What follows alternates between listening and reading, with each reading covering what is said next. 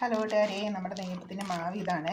ഞാൻ അരിപ്പൊടിയാണ് എടുത്തിട്ട് പൊടിച്ച് വറുത്ത് വെച്ചിട്ടുള്ള അരിപ്പൊടി ഒരു കപ്പിലെടുത്തു. അതിൻ്റെ ഹാഫ് കപ്പ് ഗോതമ്പ് പൊടി എടുത്തു, 1 സ്പൂൺ മൈദയും എടുത്തു, ശർക്കര പാനിയാക്കി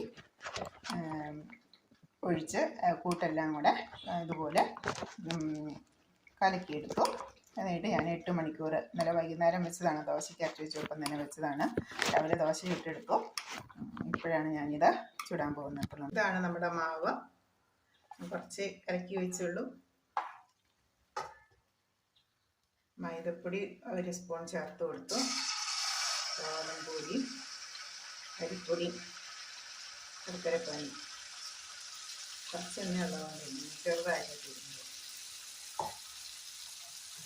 പൊങ്ങി വരുവേ. ഉണ്ടോ, പൊങ്ങി വരുന്നുണ്ടോ? ഉണ്ടോ? ശരിക്കും നന്നായിട്ട് വെള്ളം പൊങ്ങി വരും.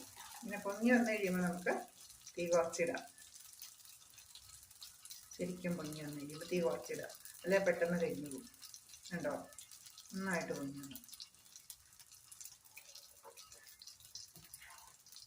ഇനി 1 മിനിറ്റ് നമുക്കൊന്ന് ലോ സിമ്മിലിട്ടിട്ട് നമുക്ക് മറിച്ചിടാം. വളരെ എളുപ്പം, എല്ലാവരും ഒന്ന് ട്രൈ ചെയ്യണേ.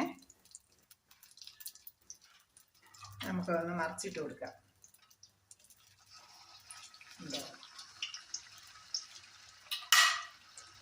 അപ്പം ഞാൻ ഇടുമ്പോൾ നന്നായിട്ട് ഹൈ ഫ്ലെയിമിലിടും. ഇട്ട് കഴിഞ്ഞാൽ ലോ ഫ്ലെയിമിലിട്ട് 5 മിനിറ്റ് ലോ ഫ്ലെയിമിലിട്ട് ഉള്ളൊക്കെ വെന്ത് കിട്ടാനായിട്ട് ലോ ഫ്ലെയിമിലിടും. എന്നിട്ട് നന്നായിട്ട് മൊരിഞ്ഞ് വന്ന് കഴിയുമ്പോൾ എടുക്കാൻ നേരം ഹൈ ഫ്ലെയിമിലിട്ടിട്ട് ഒരെണ്ണെടുത്ത് ഇങ്ങോട്ട് നീക്കി വയ്ക്കും. എന്നിട്ട് വീണ്ടും അടുത്തത് ഇടും. അങ്ങനെയാണ് ചുട്ടെടുക്കുന്നത്. ഓക്കെ കൂട്ടുകാരെ, താങ്ക് യു. ഹായ് കൂട്ടുകാരെ, നമ്മുടെ നെയ്യപ്പം എല്ലാം ഞാൻ ചുട്ടെടുത്തിട്ടുണ്ട്. നമുക്കൊരു 20ഓളം നെയ്യപ്പം നമുക്ക് കിട്ടിയിട്ടുണ്ട്. നമ്മൾ ഈ ഒരു കപ്പിൽ 1/2 കപ്പ് അരിപ്പൊടി എടുത്തു.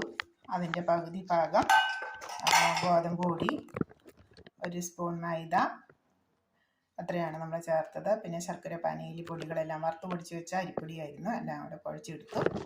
അങ്ങനെ നമ്മൾ 8 മണിക്കൂർ ഇന്നലെ വൈകിട്ട് തയ്യാറാക്കി വെച്ചതാണ്. ഇന്നിപ്പോൾ 10 മണിയായപ്പോഴാണ് ചുട്ടെടുത്തത്.